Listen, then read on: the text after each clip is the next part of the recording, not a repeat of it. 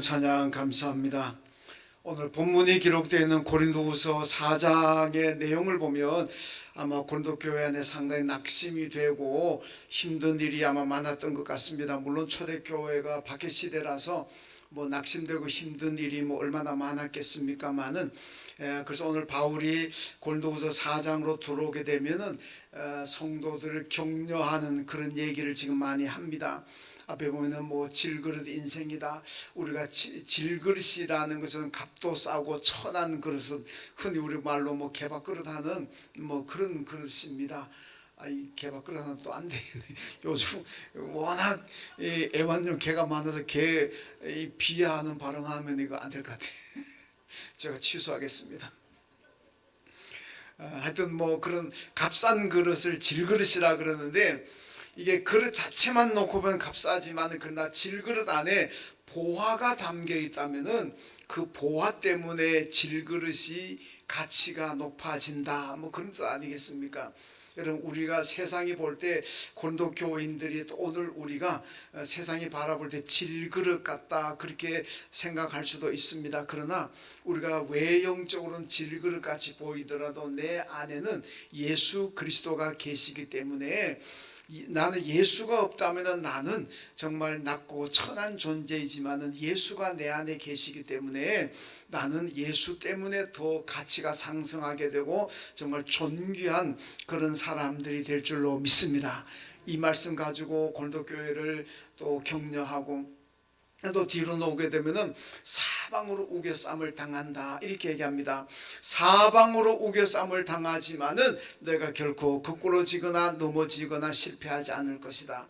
왜냐하면 하나님께서 늘 붙잡아 주시고 함께 하시기 때문에 그런다. 그래서 낙심하지 말아라 이렇게 말씀을 하고 있는데, 오늘 본문의 16절로 들어오게 되면은 바울이 이렇게 이야기합니다. 그러므로 우리가 낙심하지 아니하노니, 낙심하지 않는다. 오늘 본문의 말씀은 이 바울이 극심한 환난과 박해 가운데서도 낙심하지 않았던 그 이유를 지금 말씀하고 있습니다.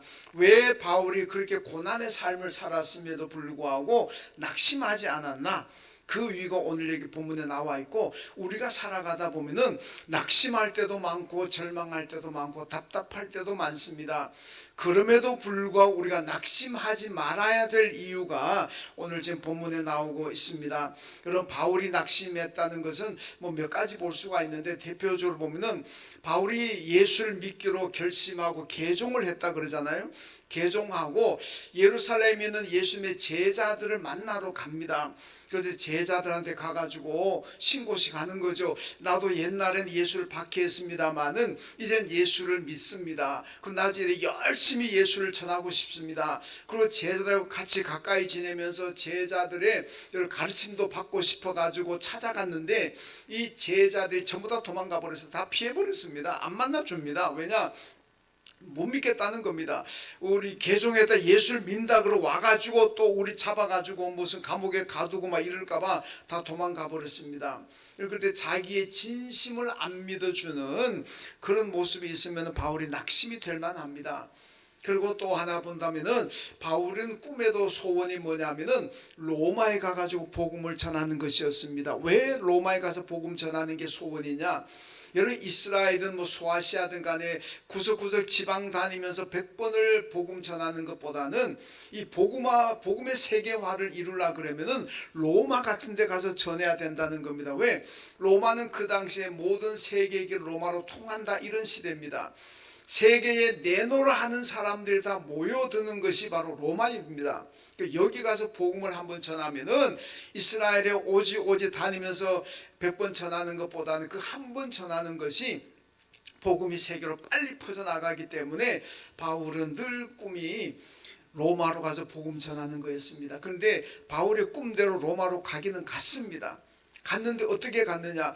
바울은 자기가 자유의 몸으로 가서 가고 싶은 곳 가서 복음 전하는 이게 소원이었는데, 죄수의 몸으로 예수 전한다는 그 죄명 때문에 포승질에 묶여가지고 그리고 로마로 들어갑니다.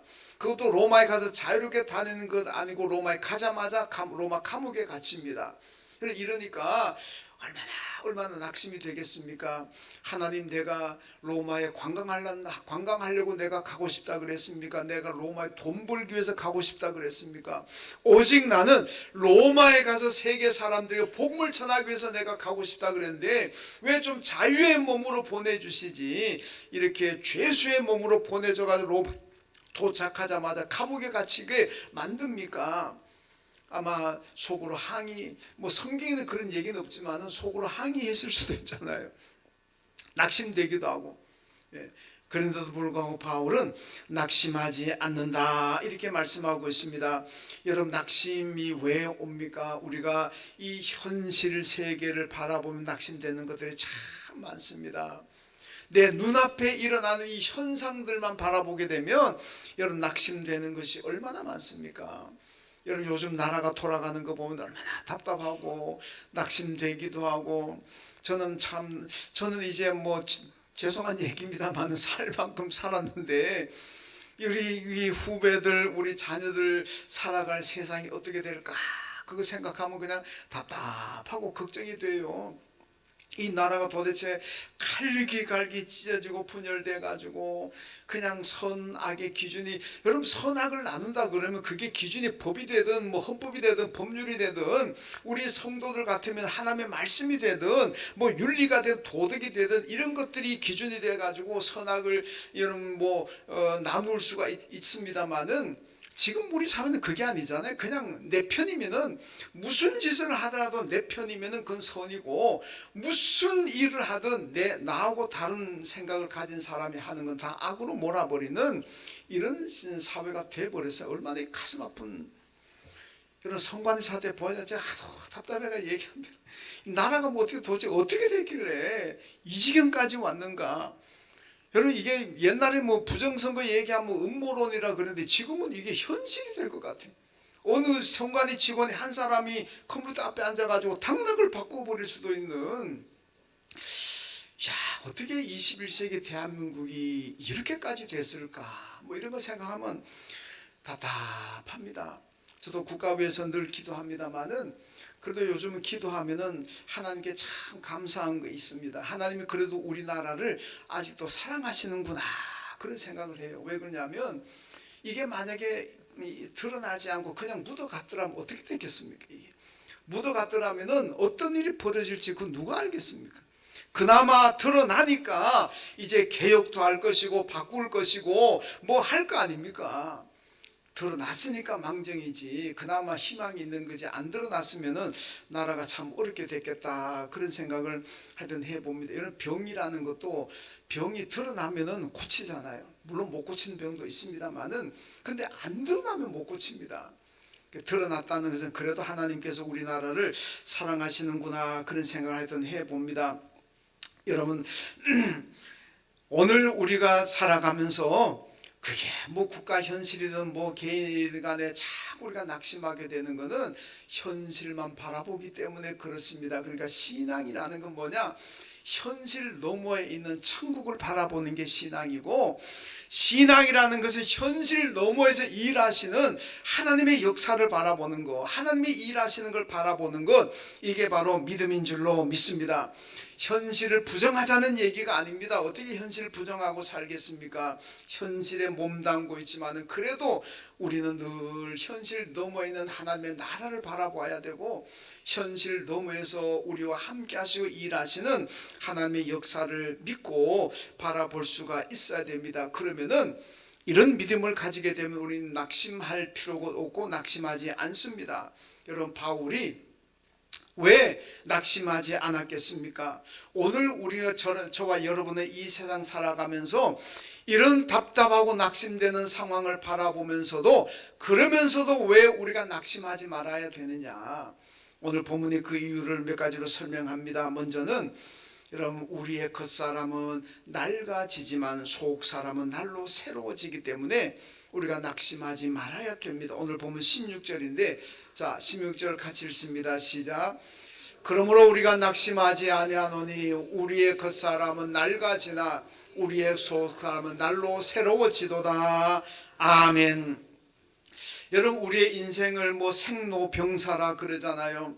사람이 태어나서 자라다가 살다가 늙고 병들고 죽는다.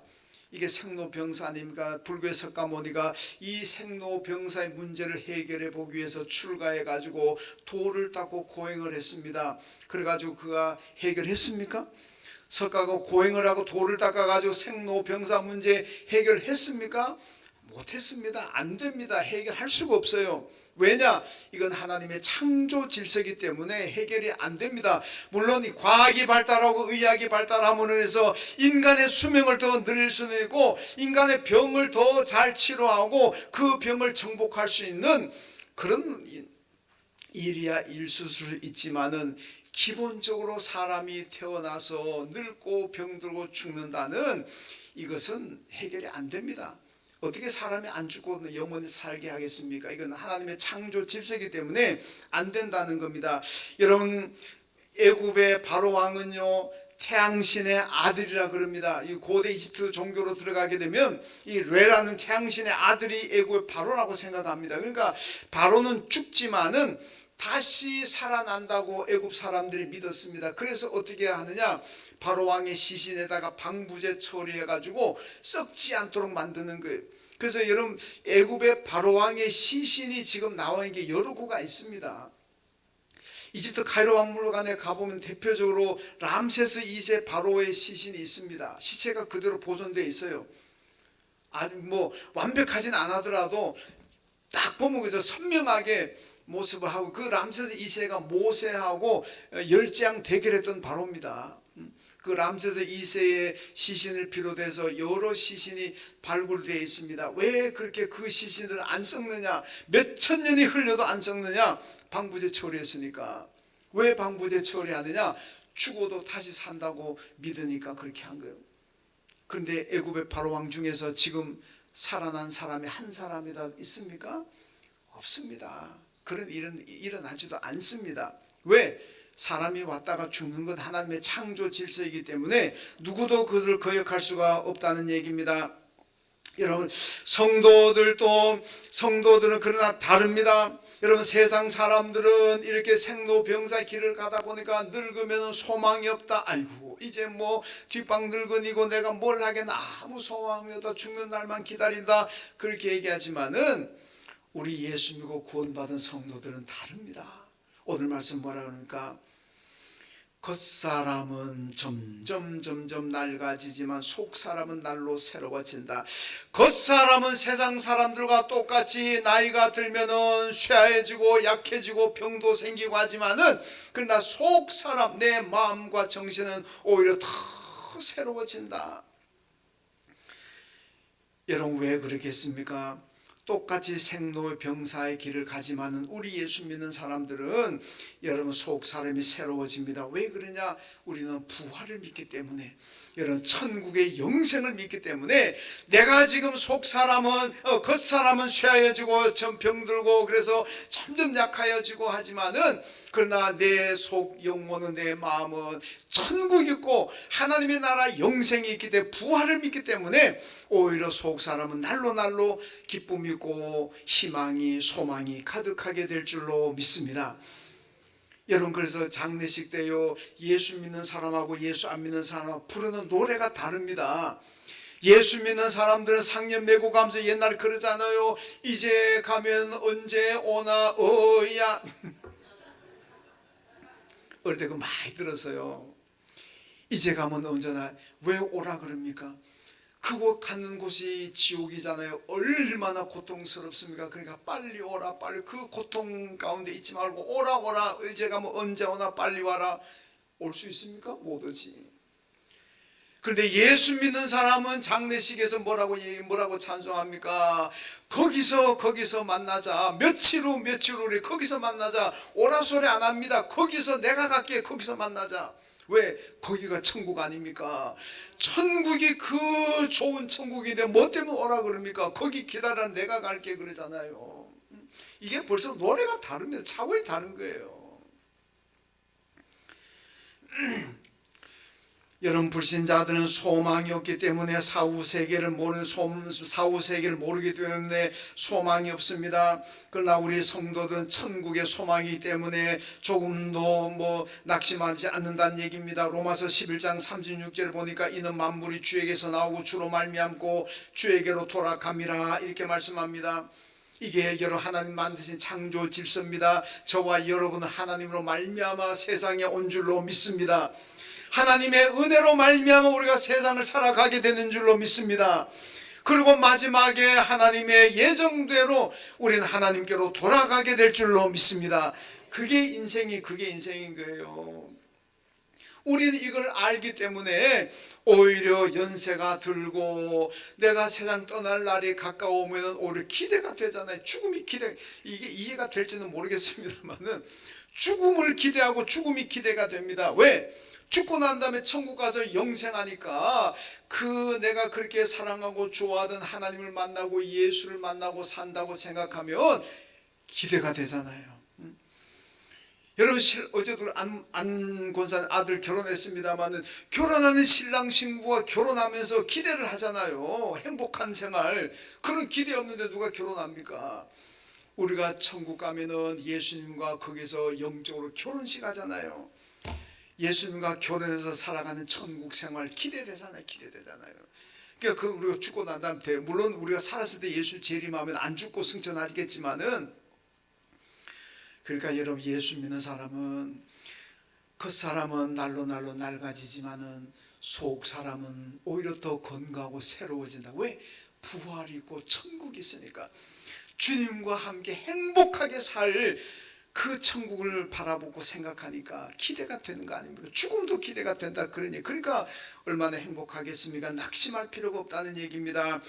여러분, 요한복음 14장에 예수님께서 우리 위해서 천국에 가서 집을 짓는다 그래서 내가 너희를 위해서 집을 지으러 갈 것이다, 집을 다 짓고 나면 내가 너희들을 내게로 데리고 가겠다, 그렇게 말씀하셨습니다.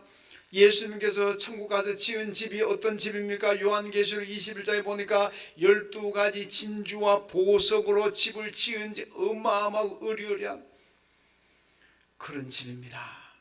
그 천국에는 죽음도 없고 아픔도 없고 곡하는 것도 없고 애통하는 것도 없다.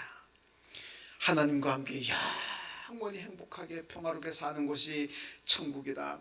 이런 곳이 우리가 예비게 되어 있고, 이 천국을 내가 지금 가지고 있는데 세상에 눈앞에 일어나는 조그마한 일 가지고 그것 때문에 낙심하고 머리 싸들고 그것 때문에 절망하고 그럴 필요가 뭐 있겠느냐는 얘기입니다.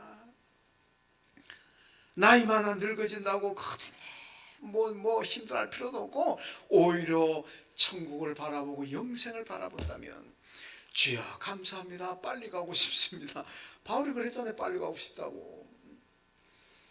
여러분, 겉사람은 낡아지지만 우리 예수 믿는 사람들은 속사람은 날로 새로워집니다. 왜?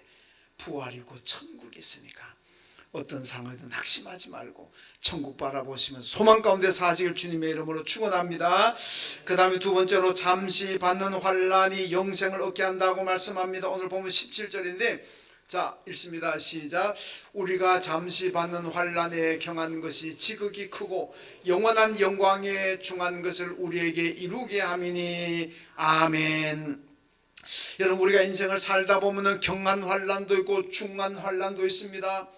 환난이 좀 자그마한 환난도 있을 수가 있고 큰 환난도 있을 수가 있습니다. 이것이 크든 작든 내게 환난이 오면 힘들고 어렵고 고통스럽지만은 그럼에도 불구하고 그 환난이 내게 생명을 준다고 말씀하고 있습니다. 왜 그 환난이 내게 영생을 주고 내게 축복이 되느냐? 우리는 환난을 만나면 어떻게 합니까? 믿음 있는 사람들은 환난 만나면 하나님께 와서 기도합니다. 회개합니다. 하나님 더 열심히 잘 섬기겠습니다. 결단하고 다짐합니다. 그러면은 하나님께서 내 마음의 결단을 보시고 내 기도를 보시고 하나님이 내게 축복하십니다. 내 모든 고난과 환난을 다 이기게 하십니다. 그러면 그게 내게 생명이 되고 내게 복이 되는 줄로 믿습니다. 여러분, 새들을 보면 대부분은요, 폭풍우가 오면 새들이 피하고 숨습니다. 그런데 유일하게 그 폭풍우를 숨지 않는 새가 독수리라고 합니다. 독수리는 폭풍우가 오면은 폭풍우를 이용해서 더 높이 올라와 나는 것이 이게 독수리라고 합니다. 이런 사람도 폭풍우 같은 환란이 오면은 피하여 숨는 사람이 있습니다. 이 사람은 낙심하는 사람입니다. 그러나 인생의 폭풍우가 왔을 때 그 폭풍우를 기회로 삼는 사람이 있습니다. 그가 누굽니까? 내게 폭풍이 왔을 적에 하나님께 기도하고 회개하고 내가 지금 신앙생활 바로 하고 있는지 내 신앙생활을 돌아보고, 그리고 내가 하나님 앞에 열심히 믿고 따르고 순종하겠습니다 결단하는 이런 사람들은 인생의 폭풍우를 이용해 가지고 더 높이 올라가는 사람들입니다. 그 인생의 폭풍우가 왔을 때 하나님과 가까이 하고 기도하면은 하나님께서 더 큰 축복을 주실 줄로 믿습니다. 더 형통하게 하실 줄로 믿습니다. 그러니까 그 폭풍을 이용하는 성도가 되어야 된다는 겁니다. 대부분의 새들처럼 그냥 폭풍우 숨어버리는 그런 사람들 되지 마시고 독수리처럼 폭풍우를 이용하십시오. 여러분에게 고난이 있습니까? 환난이 있습니까? 더 많이 기도하시고 더 열심히 하나님을 섬기시고 하나님 더 잘 섬기겠습니다 결단하십시오. 그러면 그 사람은 인생의 폭풍을 이용하는 사람입니다. 하나님이 그 믿음을 보시고 여러분의 삶을 더 안전하게, 더 형통하게, 더 크게 축복하실 줄로 믿습니다. 여러분, 낙심은 누구에게나 옵니다. 근데 낙심하실 때 어디를 바라보느냐가 참 중요합니다. 하나님을 바라보고 하나님께 기도한다면 그 낙심은 여러분들에게 큰 축복을 가져다 줍니다. 여러분, 바울이 그랬잖아요. 내가 약할 때 곧 강함이라, 이렇게 말씀. 자기가 약할 때 강하대. 뭐 이게 무슨 뚱따같은 소리냐. 약하면 약하지, 약한데 왜 강하냐. 세상 사람들 이렇게 얘기합니다. 내가 약해지면은, 환난을 당하면은 지푸라기라도 잡고 싶은 게 이게 사람의 심리 아니겠습니까? 그런데 바울은 내가 약할 때, 내게 환난이 왔을 때 내가 오히려 더 강해진다. 왜 그렇겠습니까? 기도하잖아요. 세상 사람들은 풍파가 오고 환난이 오고 어려움이 닥치면은 그냥 낙심해가지고 집에 들어앉지만은, 이런 바울과 같이 믿음 있는 사람들은 하나님께 나아갑니다. 성전으로 갑니다. 기도합니다. 하나님께 부르짖습니다. 하나님을 만나잖아요. 하나님의 은혜를 입습니다. 그러면은 하나님께서 회복시켜 주시고 축복해 주시고 환난을 다 이기게 하실 줄로 믿습니다. 그러니까 잠시 지나가는 경한 환난이든 중한 환난이든 그것 때문에 낙심하고 절망하지 마시고, 그런 일이 생길 때마다 하나님께 와서 기도하시고 예배하고 하나님 더 잘 섬기기로 결단하십시오. 그러면은 여러분의 환난이 여러분의 축복으로 바뀌어질 줄로 믿습니다. 그러니까 낙심하지 마시고 환난이 있으면은 기도하시는 여러분 되시길 주님의 이름으로 축원합니다. 세 번째로, 보이지 않는 영원한 세계가 있습니다. 그러니까 낙심하지 말아라. 오늘 보면 18절인데 같이 읽습니다. 우리가 주목하는 것은 보이는 것이 아니요 보이지 않는 것이니 보이는 것은 잠깐이요 보이지 않는 것은 영원함이라. 아멘. 여러분, 우리가 살아가는 보이는 인생 잠깐입니다. 불교 말한, 불교에서 찰나라 그러잖아요. 영겁이 있는데 찰나라. 여러분, 우리 성경은 영원이라 그러잖아요. 영원한데 우리가 사는 인생은 잠깐 지나갑니다. 시편 90편 10절에 보면 120세를 살았던 모세가 이렇게 고백합니다. 우리의 연수가 70이요 강건하면 80이라도 그 연수의 자랑은 수고와 슬픔뿐이요 신속히 가니 우리가 날아가나이다. 이렇게 얘기합니다. 여러분, 120세를 살았던 모세도 자기 인생이 그냥 날아가더라. 이게 후딱 지나가더라. 그러니까 우린 120세, 여러분 가운데 우리가 120세 사실 분도 계시겠습니다만은 뭐 저는 좀 자신 없는 것 같아요. 뭐 하나님이 그 전에 부르실 것 같은데, 뭐 120세 사시든 간에 얼마나 길게 느껴지겠습니까만은 120세 살았던 모세가 그냥 날아가더라. 뭐 잠깐 지나간다 이렇게 표현을 하고 있습니다. 이런 잠깐 지나가는 보이는 세상을 바라보지 말고 보이지 않는 영원한 세상을 천국을 바라보십시오. 오늘 말씀 그러잖아요. 보이는 것은 잠깐이요 보이지 않는 것은 영원함이라 그러잖아요. 보이지 않는 영원한 하나님의 나라를 바라보십시오. 그러면은 어떤 상황에서도 낙심하지 않습니다. 고린도전서 15장 19절에 바울이 이런 얘기합니다. 만약에 이 세상의 삶이 전부라면 모든 사람 가운데 우리 예수 믿는 사람이 가장 불쌍하고 가장 미련한 사람이다, 이렇게 얘기합니다. 여러분 그렇잖아요. 여러분 천국이 있고 부활이 있고 영생이 있다고 믿으니까 여러분 주일날도 다른 데 안 가고 여기 나와서 예배드리고 이 더운 날에도 교회 오시잖아요. 딴 사람 가서 교회 안 다니고 집안에 편안히 누워가지고 텔레비를 보든 어디 시원한 데 놀러를 가든 그렇게 할 것 아닙니까? 그런데 여러분 어떤 분 아침 일찍 8시 전부터 교회 일부 찬양되는 8시 전에 교회 나옵니다. 그래가지고 온종일 교회 예배드리고 봉사하고 섬기고 청소도 하고 그것뿐입니까? 매일 새벽에도 나오는 분들도 있고 수요일에 나오는 분들도 있고 주중에 교회 일하러 나오는 분들도 있고 어디 그것뿐입니까? 그것뿐이야 말도 안 합니다. 또 있습니다. 한 달 동안 열심히 일해가지고 정말 피같은 돈을 벌잖아요. 그 번 돈을 하나님께 헌금하잖아요. 여러분 시장 가가지고 콩나물 사면서 100원 깎으려고 주유하려고 어디 100원 싼 주유소 찾아가고, 저도 그렇습니다. 몇십 원 싸더라도 그 주유소 찾아갑니다. 그렇게 돈을 아끼고 하는 분들이 하나님 앞에는 그냥 아까워가지고 헌금 드리고, 여러분 그렇게 힘썼는데 만약에 천국이 없다면은, 그렇게 헌신하고 다 갖다 바쳤는데 만약에 영생이 없고 여러분 부활이 없다면은 저와 여러분이 얼마나 불쌍한 사람이겠습니까? 얼마나 미련하고 얼마나 바보 같은 인생 사는 사람들이겠습니까? 난 참 바보였다 그러고 옛날 누가 뭐 가수 노래도 하더구만. 여러분 정말 우리가 천국이 없고 부활이 없다면은 우리 나중에 그 노래 불러야 됩니다. 난 참 바보. 근데 그 노래 몰라도 됩니다. 안 부를 일 없습니다. 왜냐하면 부활이 있고 천국이 있고 영생이 있는 줄로 믿습니다. 그러니까 여러분 바울이 그러잖아요. 우리가 세상 사람들보다 가장 행복한 사람이다. 왜냐? 여러분 부활이 있고 영생이 있기 때문에 그렇습니다. 그래서 우리는 부활이 있고 영생을 얻는 사람인데 어떻게 살아야 될 것인가? 고린도전서 15장 58절 말씀입니다. 자, 읽습니다. 시작.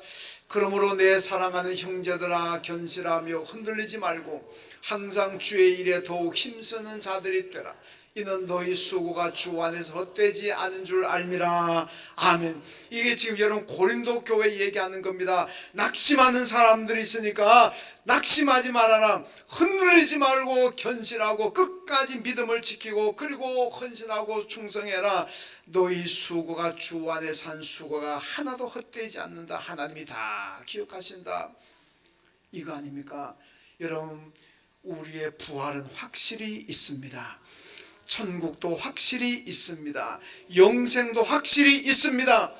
조금 더 흔들리지 말고 견고한 믿음을 가지시고 여러분 지금처럼 내 생명 다하는 날까지 열심히 예배 드리시고 열심히 말씀에 순종하시고 열심히 기도하시고 열심히 여러분 헌신하십시오.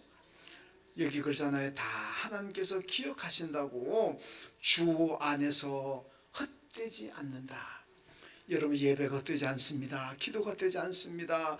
헌신하고 충성한 거 예물 드린 거 헛되지 않습니다. 하나님이 다 기억하시니까 여러분 그 소망 가지고 믿음 생활 잘 하셔야 될 줄로 믿습니다.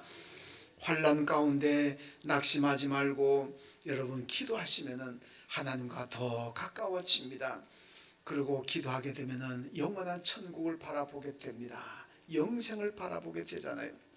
그러면은 내가 지금 당하는 환난이 나를 낙심하게 만든 그 요인들이 이게 변하여 내게 축복이 되고 영생을 가져다 주는 복이 될 줄로 믿습니다. 여러분 낙심되는 것들, 환난, 경한 환난이든 중한 환난이든 이걸 여러분 기도하시고 믿음을 통해서 그것을 축복으로 바꿔내는 여러분 되시길 주님의 이름으로 축원합니다. 하나님 감사합니다. 오늘도 하나님 우리가 낙심되는 일들이 참 많은 세상 살아가고 있습니다. 보이는 것들이 내 눈에 비치는 것들이 나를 힘들게 하지만은 이것 때문에 낙심하지 않게 도와주시고 우리는 예수를 믿음으로 말미암아 누리게 될 부활의 영광을 바라보게 하시고 천국의 영생을 바라봄으로써 모든 낙심된 상황을 이기는 저희들 되게 하시고 모든 환난도 이기고 언제나 주님과 동행하는 평안과 복을 누리는 우리 모두가 다 되게 하여 주옵소서. 예수님의 이름으로 기도하옵나이다. 아멘. 하나님 아버지